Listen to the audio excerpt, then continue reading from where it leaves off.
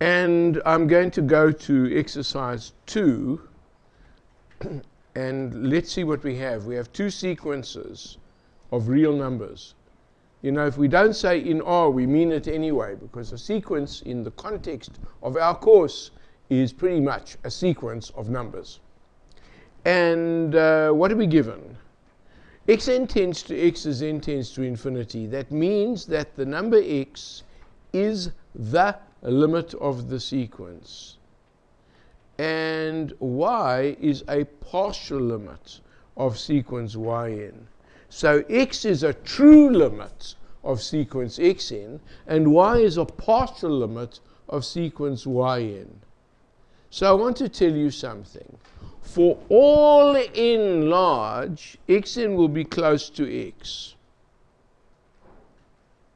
And for lots and lots of values of n, yn will be close to y. And we want to prove that x plus y is a partial limit. We want to prove that there are lots and lots of values of n for which xn plus yn is close to x plus y. That's what this problem is about. And I'm going to just tell you that I'm assuming, we are assuming, caps lock, we are assuming that x and y are real numbers rather than infinities. There is an analog for the infinities, but I can't do everything. I will look separately.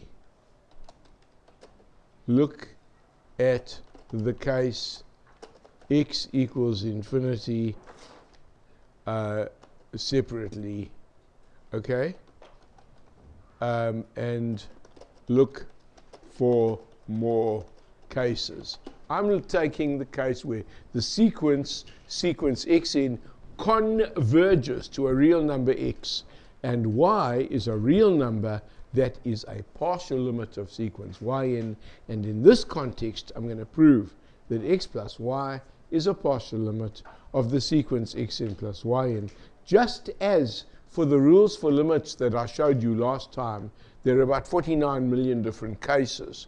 This one is infinity, and that one is 0, and something is finite, and you can go on and on. Well, so it is with this one thing, and I can't sit here doing all the cases. I'm going to do this one. So what must I do? I've got to prove that for every neighborhood of x plus y, the sequence of numbers xn plus yn will be frequently in that neighborhood. Isn't that what it means? Okay? So yeah, I want to prove, well, I mean, you wouldn't expect it to be a true limit, because every now and then yn comes very close to y, and for the rest of time maybe it's 10 miles away. You see, and all the xn's are close to the x, and some of theyn's are close to the y, which means that sometimes xn plus yn will be close to x plus y. That's the idea. So we are going to prove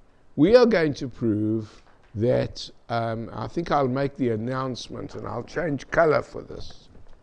We are going to prove that for every epsilon greater than 0, the inequality distance between xn plus yn and x plus y less than epsilon, that inequality will hold for infinitely many positive integers n. That's what it means to say that x plus y is a partial limit of the sequence of numbers xn plus yn. So how do you prove a theorem that says for every epsilon greater than 0 something happens? To prove for every, say, Suppose. Many of you in writing are jumping very quickly to say suppose something before you know why you're saying suppose. That's not good. You must know I'm trying to prove it for every condition. Some of you writing for every condition is in the wrong place and you get lost. Okay, so I'm going to say suppose that epsilon is greater than 0. You understand?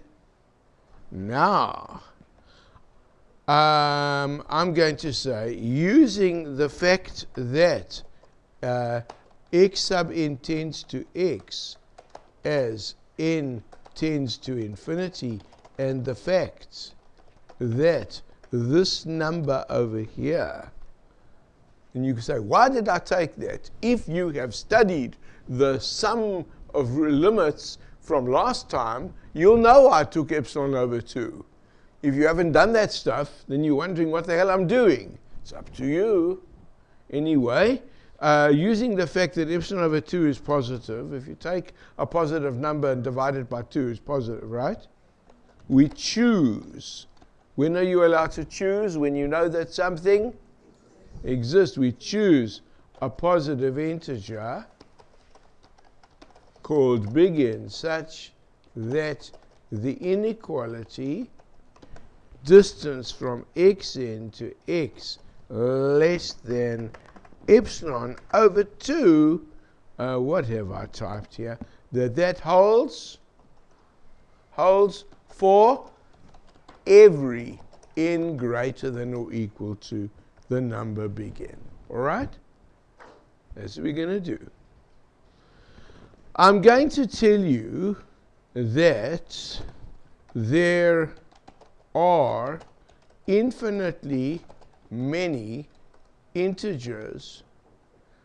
Let's say, make it this, emphasize the word positive integers n for which the inequality distance from xn to yn to y less than epsilon over 2.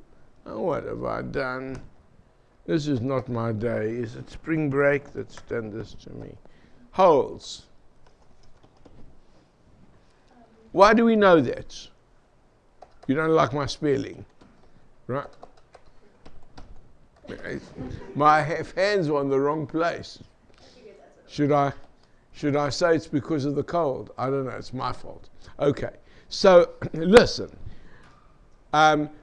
One way of describing the condition for a number y to be a partial limit of a sequence yn is to say that given any positive number, and that's the positive number I want, this distance between yn and y less than the given positive number will hold for infinitely many positive integers n. That's the condition. Alternatively, you could say that sequence yn is frequently in the little stick centered at y with radius epsilon over 2.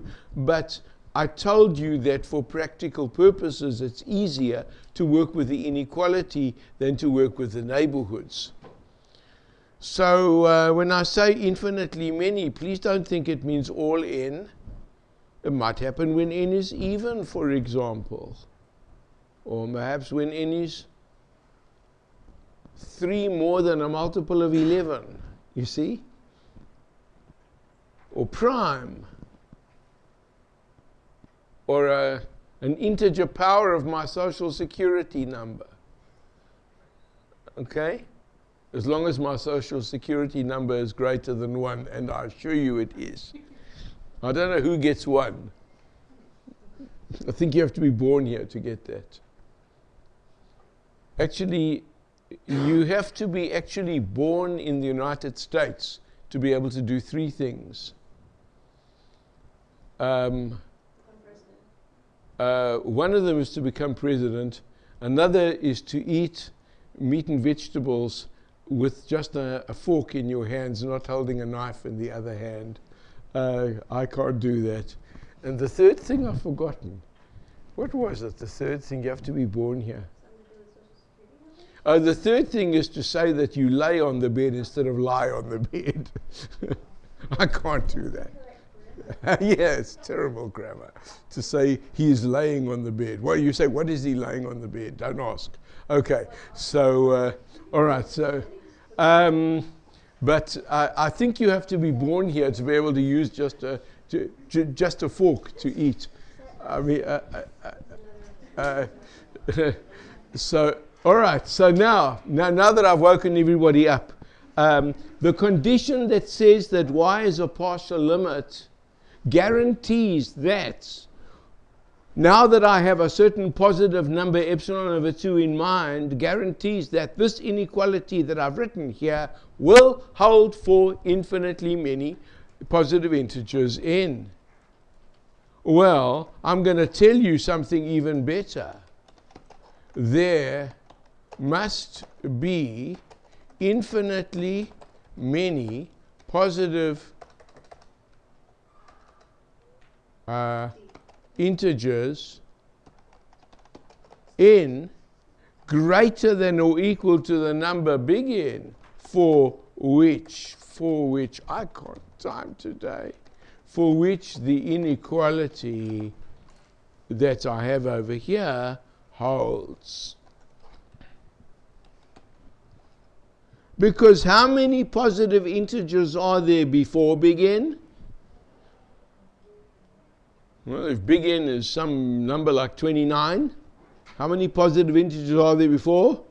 You could have 1, 2, 3, 4, up to 28. It's, it's 28. It's finitely many. Well, if there are infinitely many positive integers n for which this happens, then there must be infinitely many that are greater than or equal to big N for which that happens. For every one of these, for every one of these numbers n, we have, I'm going to make an announcement that the distance, and this is the kind of thing that I didn't write as a preliminary discussion because it served in the last lecture I gave you for limits, and that's why I haven't rewritten, but this,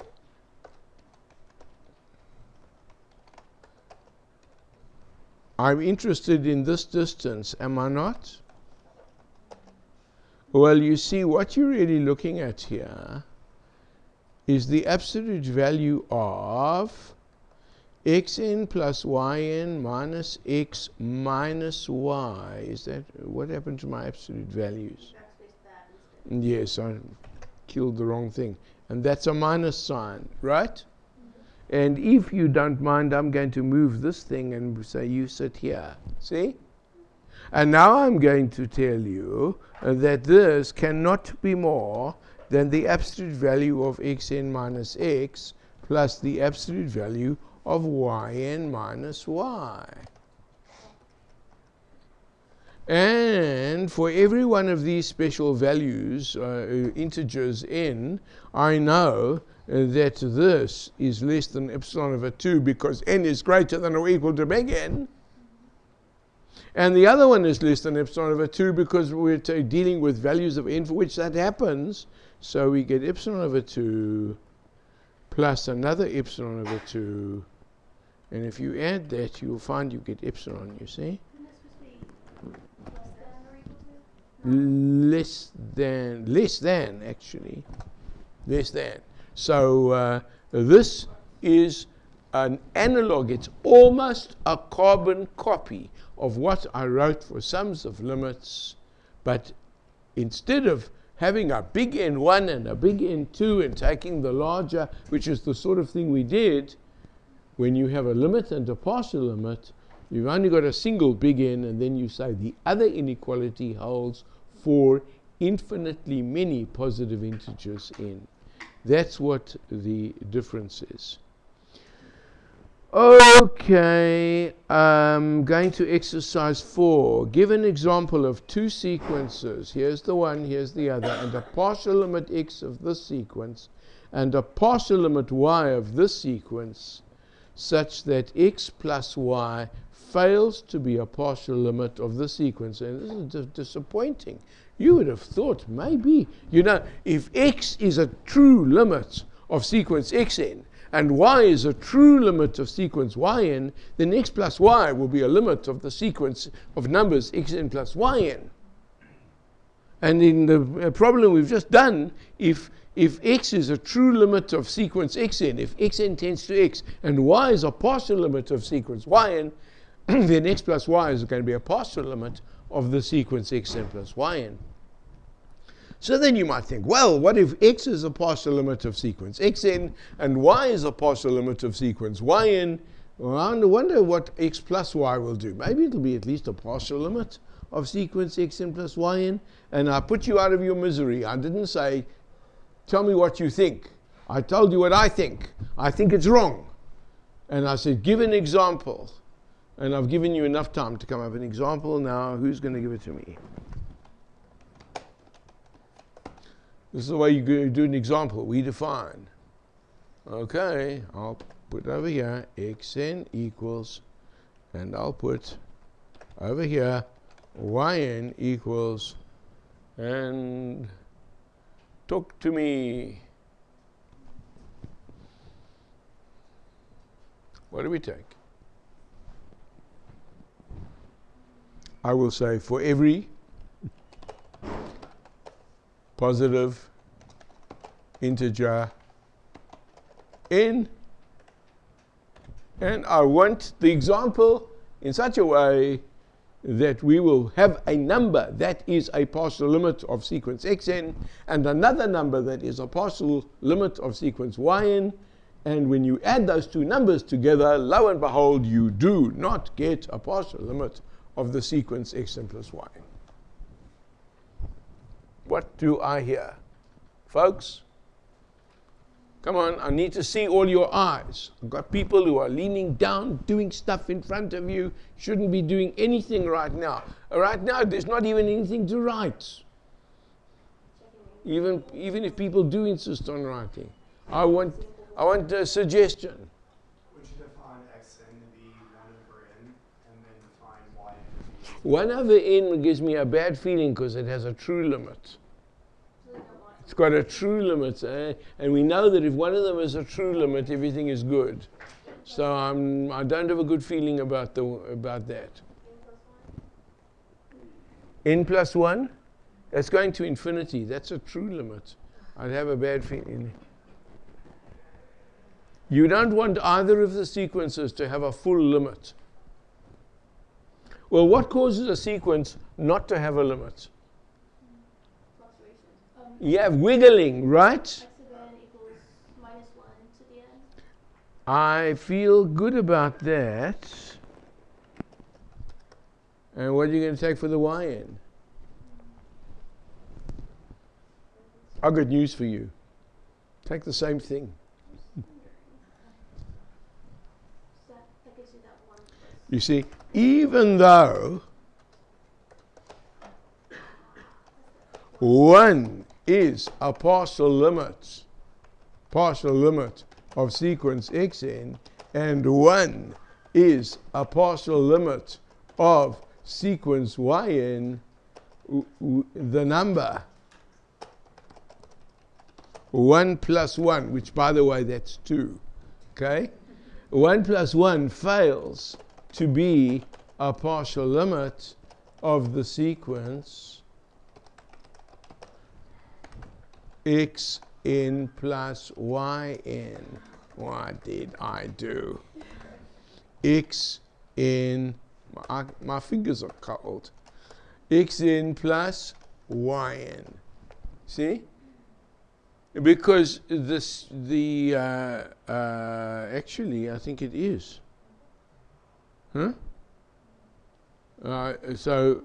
Yes, I know why your hand is up. I should have seen, even though 1 is a partial limit of sequence xn, and that's what I meant to write, minus 1 is a partial limit of sequence yn, the number 1 added to minus 1 fails to be a partial limit of that sequence, because what is the sequence? What is the sequence? It goes 2, minus 2, 2, minus 2, 2, minus 2, doesn't it? Never gets to So 0 is not a partial limit of that sequence, but 1 is a partial limit of sequence xn, and minus 1 is a partial limit of sequence yn, right? I didn't answer your question? I have a different question. You've defined x and y to be two different constants. I don't know what you mean by a constant. Could I say xn is equal to 2 and yn is equal to 4? If you want xn to be constantly 2 for every n, is that what you're saying? Then it'll have a true limit. Bad idea. You can't get an example. You must make them both wobble or you're not going to get an example. Look again at exercise 2 that we did earlier. If either sequence has a true limit, then the sum of that and a partial limit of the other sequence will be a partial limit of the sum. It's only when both of these are partial and not true limits. So this example would do. So minus 1 is definitely a partial limit of sequence yn, and 1 is a partial limit of sequence xn, but when you add them and get 0, 0 is not a partial limit of anything here, you see. So there it goes. All right. That is all I have to say about these problems. I'm leaving some for you. Okay? And these are the ones that I want you to try. These, give an example. This is very simple. I would like you to do this. Okay. I'm moving on, and I want to talk to you about 7.6. And I'm going to tell you a few basic facts here. This is a partial limit of a sequence in a set. And I'll tell you what this is about. We are given a sequence xn in a set S of real numbers. We've got a sequence in a set S. What does that mean? Xn belongs to S always. Okay? We've got a sequence in that set. Okay? And we are given that X is a partial limit of sequence xn. Before I finish and say we are going to prove that, would anybody like to suggest something that might be worth proving? You've got a sequence in a set, and you've got a partial limit of that sequence. Might even be a true limit. I just don't care. Partial's good enough. Partial limit of the sequence. And the partial limit has been called x. We are going to prove that squeeze them. Right, you want to tell me? X belongs to S? That's a good thought, but it's not a great thought and it's wrong. It's frequently in S. What do you mean it? I heard a pronoun, and every time I hear a pronoun, I get confused. Are you going to say the sequence is frequently in S? I told you it's actually in S. So of course the sequence is always in S. So something about X. Henry? X is close to S. Yeah. You were too strong. He's relaxed it a little bit. You can't demand that X belongs to S.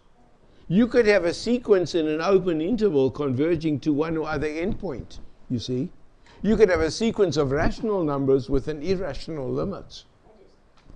Close to. We are going to prove that X must be close to S. Now, this theorem is not...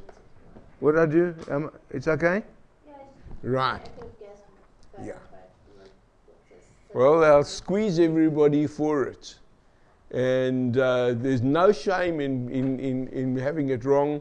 It's all the people who are too worried to speak. You're too timid. You think I'm going to jump down your throat. I might. Anyway, the 3 people who spoke, you are heroes, right? Even if you're wrong. Okay? So, anyway, here's the story. You know, you think, oh, I gave the wrong answer. Now I'm in the dog box. No, you aren't. You're in the dog box if you didn't speak. Right. So, okay, now here's the story. We're going to prove that X must be close to S. What does this mean?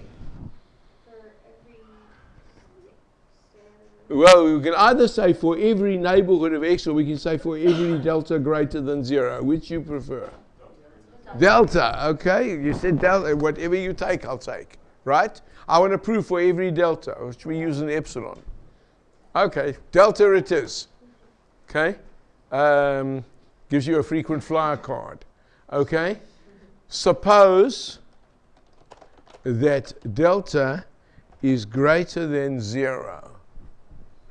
Why do I write that? Because I want to prove that for every delta greater than 0, something happens. What something?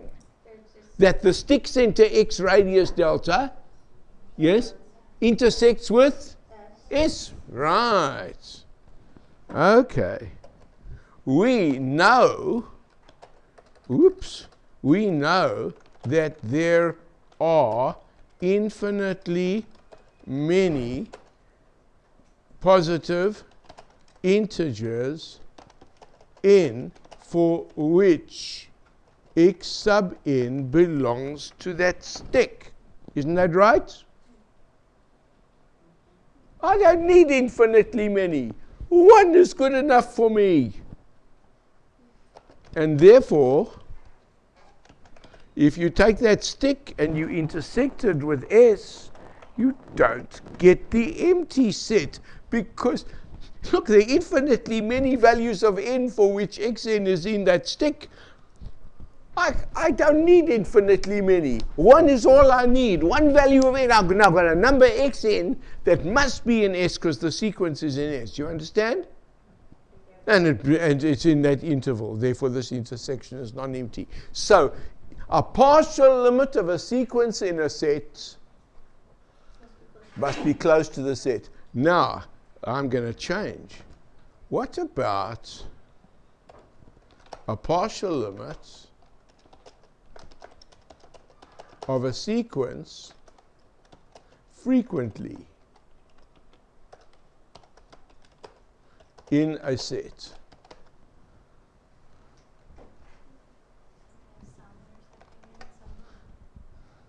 Talk to me. Well, yeah. So we got a sequence that's frequently in a set. We got a partial limit. What can we conclude? Well, there are infinitely many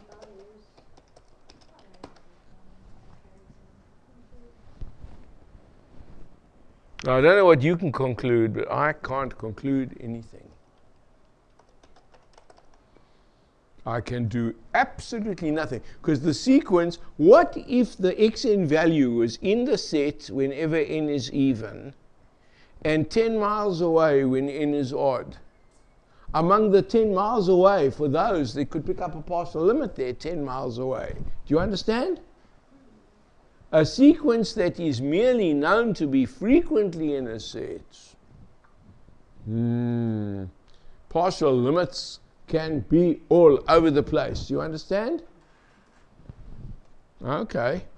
But don't we only prove that there's one intersection? I mean, what can you guarantee if you know that a number x is a partial limit of a sequence and the sequence is frequently in a given set? What do you know about the number x? The answer is you know nothing. Because this number x might have been close, might have been 10 miles away, or even 11 miles away. See? Okay. Next heading. Next heading.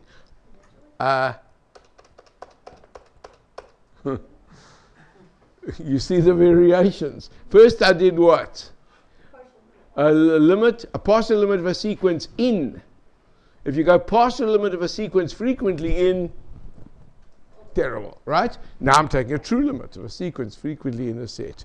So we are given that sequence xn is frequently in a set S, and that x is a limit, true limit of sequence xn. True or false? X must be close to the set S. What do I hear?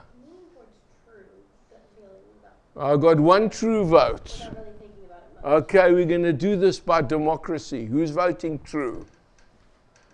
I've got 1, 2, 3, 4, 5. Who's voting false? Who thinks Lewin is coming up with a sneaky example? So, and most people not voting, hedging their bets, right? I've got slightly more yes votes than no.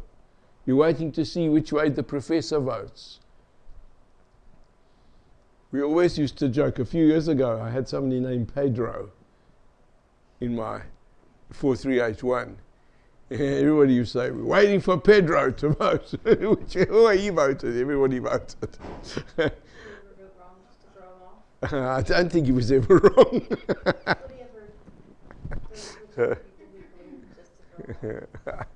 Okay, the answer is, sort of like these.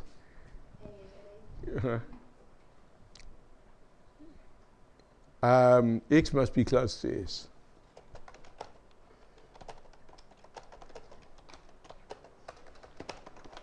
We're going to prove that X must be close to S. You see, a true limit of a sequence that's frequently in S must be close to S. Here we go.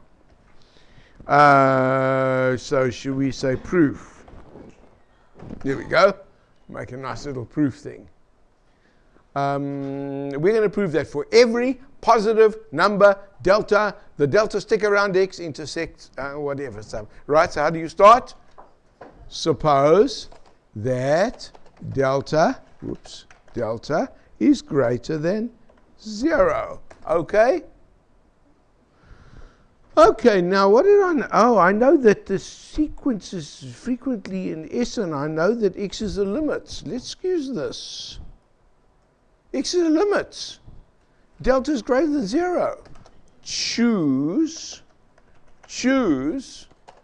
an integer big N such that the condition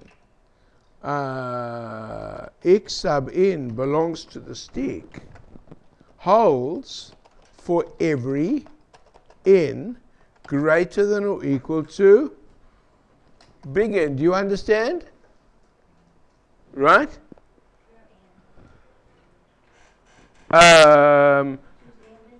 Because n.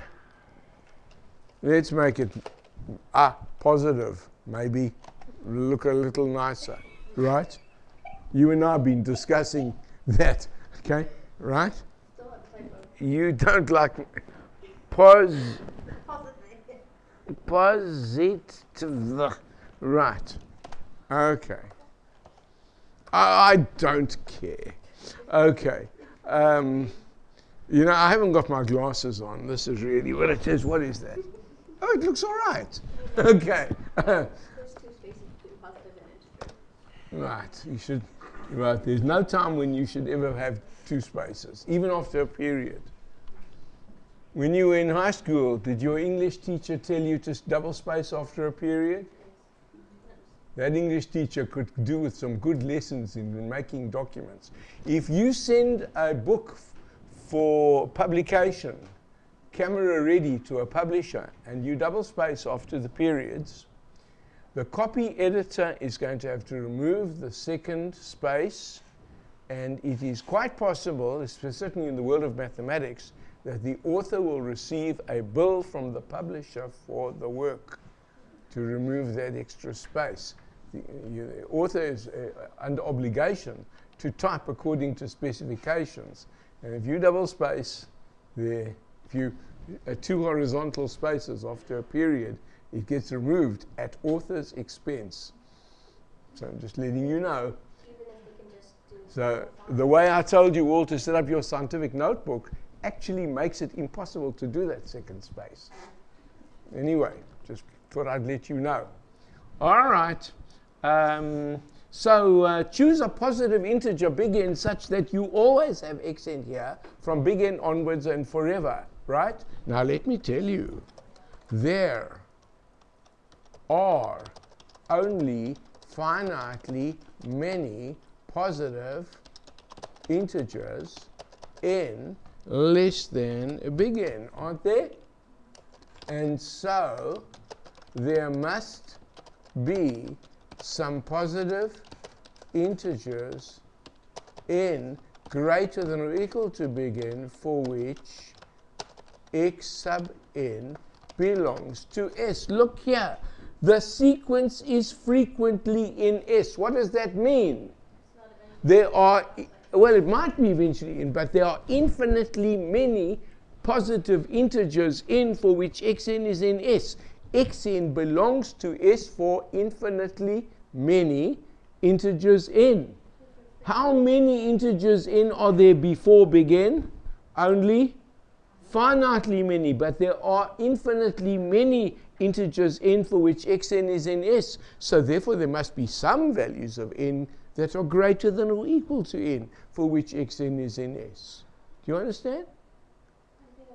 I mean, suppose I told you that in a certain room there are more than 50 people. More than 50 people. And suppose I told you that, let me think. Suppose I tell you that among these people, only 7 of them are men. Then some of them have to be other than men. I don't know. In this day and age, I don't know what to call that. Right? Should we say women? Right? Okay? I mean, look here. There are infinitely many positive integers n for which xn is in S. How many positive integers n are there before big N? Only finitely many. Therefore, there have to be some integers greater than or equal to big N for which xn is in S. Right? Well, for every one of these integers, we have the xn is in both there and also in S, and therefore the intersection is non-empty. See? This intersection cannot be empty. That's the point. You understand? So what I've actually shown you is if you have a sequence in a set, then any partial limits it may have to be close to the set. If you have a sequence merely frequently in a set, then a true limit would have to be close to the set. But if you have a sequence and all you know is that it's frequently in a set, and then you have a partial limit, it can be 10 miles away. It's often in a set, then the partial limit could be an often. Yeah. All right, so now let's reverse the direction. I want to tell you that what I've just said here is true in a wide variety of mathematical situations. One day you might go on from here to study more general kinds of spaces, things called topological spaces, and everything I've said over here is perfectly true over there. But now we're going to do the following. We're going to say, looking at a number that is close to a set. That's my heading. And I'm going to say, we are given a set S of real numbers and a number x that is close to S. Do you understand what I've got? And I'm going to tell you we are going to get our hands to find, we are going to give an example. We're going to actually find a sequence xn in S such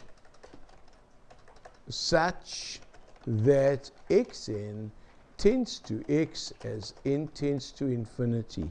In other words, I'm reversing the direction of what I was saying.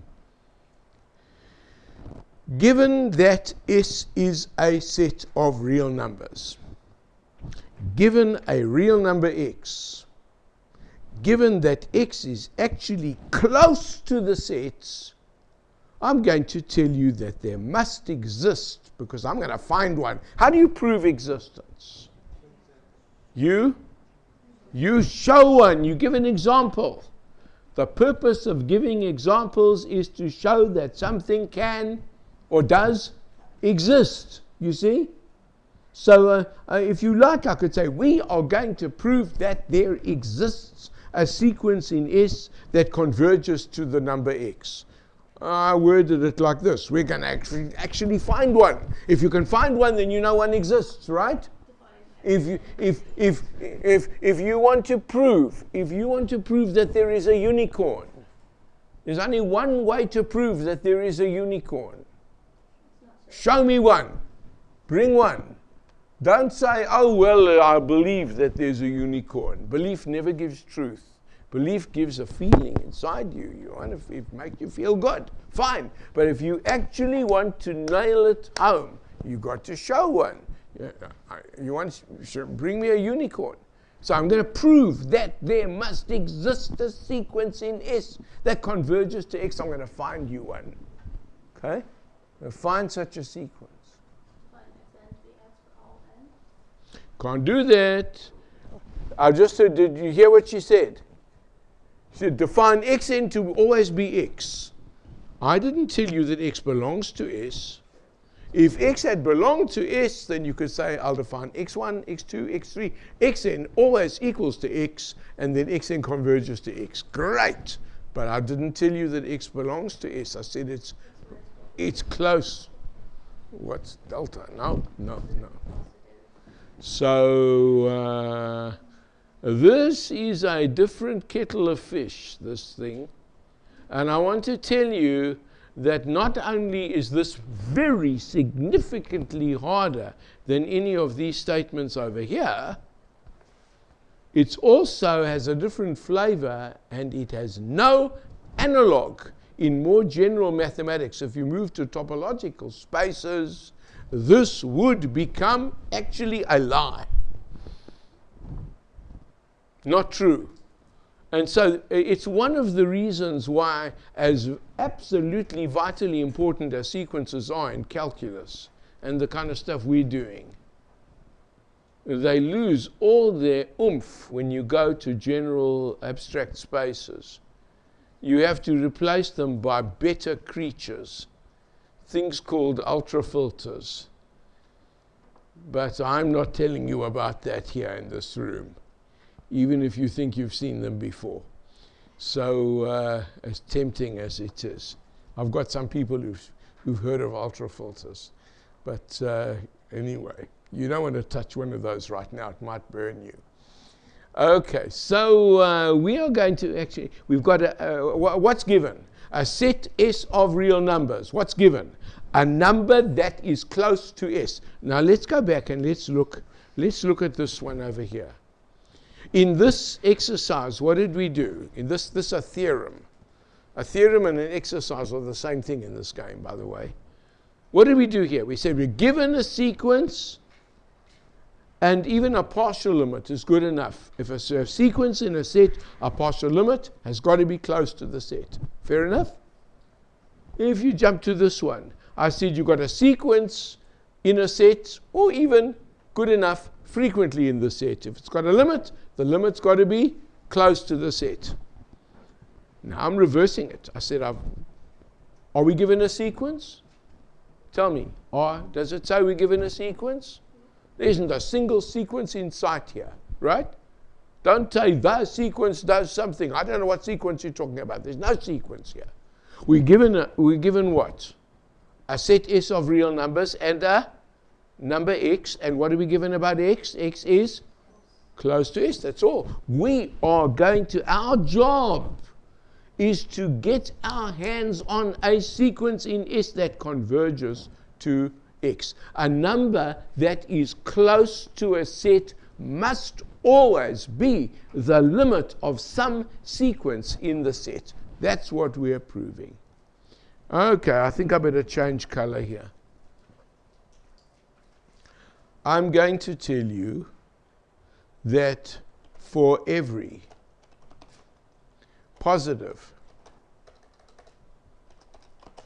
integer n, we know that 1 over n is a positive number. Do we not know that? And so, if you take the stick centered at x with radius 1 over n, that stick intersected with S must be non-empty, because we are given what? We're given that x is, read it to me. Come on, folks, I must have a response from you. I've got people who sitting here, their bodies are in this room and they're not here. Come on, right? You're given that x is close to S. What does that mean? For every positive radius, if you go the stick from x minus that radius up to x plus that radius, that must intersect with S. Well, for every positive integer n, I know that this stick with radius 1 over n centered at x intersects with S. And when a set is non-empty, can't I choose a member? I'm going to tell you, for every positive integer n, we choose a number, and I'm going to give it a name.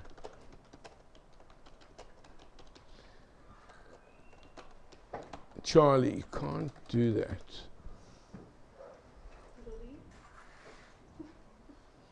The name must depend on n, surely. If I say for every positive integer n, choose a number, it's going to depend on which n I'm talking about. You could call it Charlie of n if you like. How about xn? Choose a number that we shall call xn, such that this number that we chose belongs to that non-empty set. Do you understand? Look, I'm saying to you, if you take any positive integer n, the stick centered at x with the radius, that positive number 1 over n, must intersect with the set S. Using the fact that this set is non-empty, choose a member of that set and give the name x sub n to the number that you chose. That's what I'm saying. When do you say choose? When you know that something exists. Well, if you take any positive integer n you like, 1 over n is a positive number. The stick center x radius 1 over n, being a neighborhood of x, must intersect with S. And I'm choosing something in that intersection, which I know to be non-empty. I'm choosing something and I'm giving it a name. And you can't call it Jonathan or something. You've got to give it a name that depends on n. So I called it x sub n. See? And I want to tell you that we now have a sequence. We now have a sequence, do we not? And we have x sub n belongs to S for every n. Because every one of these xn's belongs to S. Isn't that right? So we have a sequence that is in the set S. Okay? We also have the inequality distance from xn to x less than 1 over n. We have this inequality for every n, do we not? For every n in the domain of the sequence. That's understood. I'm not going to write that. Okay? For every, if you like, for every positive integer n, for every one of the n's, we have this inequality. From this, we can see that xn actually tends to x as n tends to infinity. That's what I normally write. But now I am in a particularly cautious mood with you lot. So I'm going to change color just for a moment, and I'm going to explain why. To see why xn tends to x, because I don't trust you, as n tends to infinity, suppose that epsilon is greater than 0. Do you understand? Okay. So now I'm going to say, all right, as long as this is less than the epsilon, that will be, right? What does it take to make this less than epsilon? N needs to be bigger than 1 over epsilon. So I'll tell you what, choose a positive integer, choose an integer, big N, greater than 1 over epsilon. See? And observe that whenever n is greater than or equal to big N, the distance from xn to x, which is less, in fact, less than 1 over n, will be less than, it's less than or equal to 1 over big N, which is less than the epsilon. You understand? This, he just nails home my claim that the sequence converges to x. What I'm telling you is that the given information gives us a real number that is close to a given set S, and we are building ourselves a sequence in the set S that converges to x. When I first said this, Julie wanted to say, let's define xn always to be x. Can't do that, because x might not be in S, you see. But you could say, look, don't quite make it x. Look at the stick around x with radius 1 over n for any given positive integer n. That stick must contain at least one member of S, because x is close to S. Using the fact that this intersection is non-empty, choose a member and give the name x sub n to the member you chose, and in so doing you have defined a number xn for every positive integer n, and xn is always in S, the sequence is in the set S, and the distance from xn to x is always less than 1 over n, which allows us to write this little green proof over here that shows that xn actually tends to x as n tends to infinity. So I have kept my promise to you, in which I said I was going to build you a sequence in the set that converges to the number. Do you understand that we now know a number is close to a set if and only if that number is the limit of a sequence in that set? Do you understand? if you take a sequence in a set and you look at a limit, even a partial limit, it's got to be close to the set. Now I'm saying if you take a number close to a set, there will be a sequence in the set converging to the number. And this proof had a kind of weird look about it. I should show you how weird it is, because there is something in which I have pulled a number on you here. I have really cheated. I have lied through my teeth in this proof. Aristotle would not have been happy with this proof. This is not the kind of logic that they recommended. Let me tell you what we're actually doing here. We're saying for every positive integer n, since 1 over n is positive, I know that this stick must intersect with s. That much is what I said. And that's true.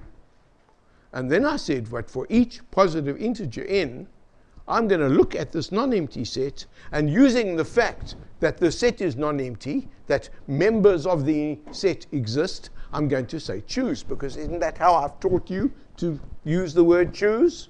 I've been very careful in the use of the word choose in this course. I actually believe that it is necessary to be absolutely correct with your language in mathematics at all times. That's why I won't let people talk about a fictitious garbage thing called -5, which has never existed in mathematics.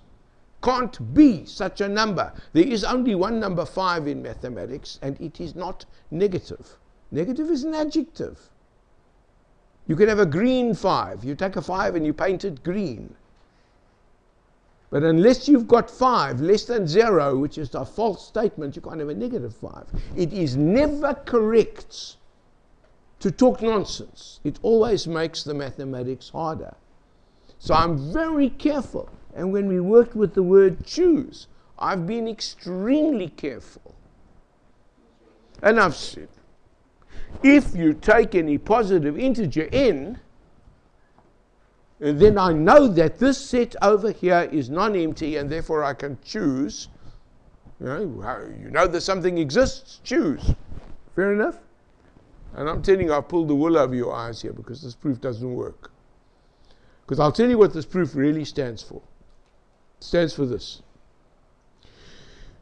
I'm going to say, using the fact that 1 over 1 is a positive number, and that the set, the interval x minus 1 over 1, comma, x plus 1 over 1 intersected with s is non-empty, I'm going to use the fact that that intersection is non-empty to choose a member of that set, and I'm going to call it x1.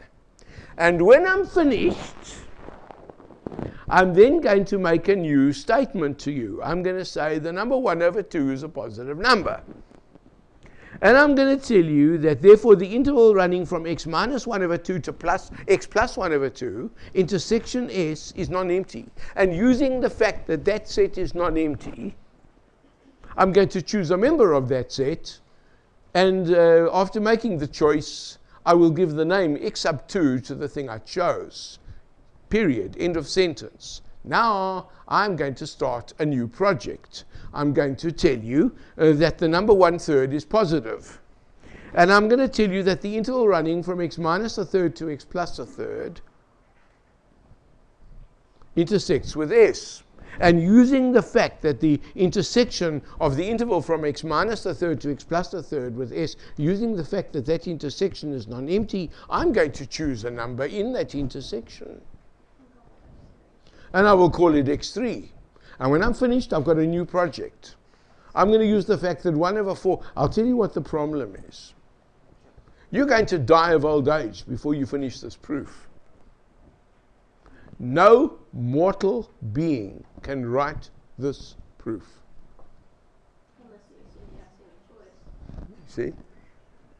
This proof uses infinitely many choices. And you think it's the first time? I can show you places in Calc 1, Calc 2 where, unknown to you, you did things like this. So I want to point out to you that this proof is a choice-dependent proof, infinitely many choices. Mathematicians are divided among themselves as to whether or not this kind of infinite choice procedure should be permitted. If anybody gets to work with me at more advanced level, I'm telling you now, I work with choice. That's my kind of mathematics. It's the way I work. For algebra, for topology, for measure theory, for analysis, for just about any other kind of mathematics that interests me at all, not that I'm a great fan of algebra, without the axiom of choice, I find mathematics to be threadbare, almost puny. The axiom of choice more or less says you can pretend that you live forever.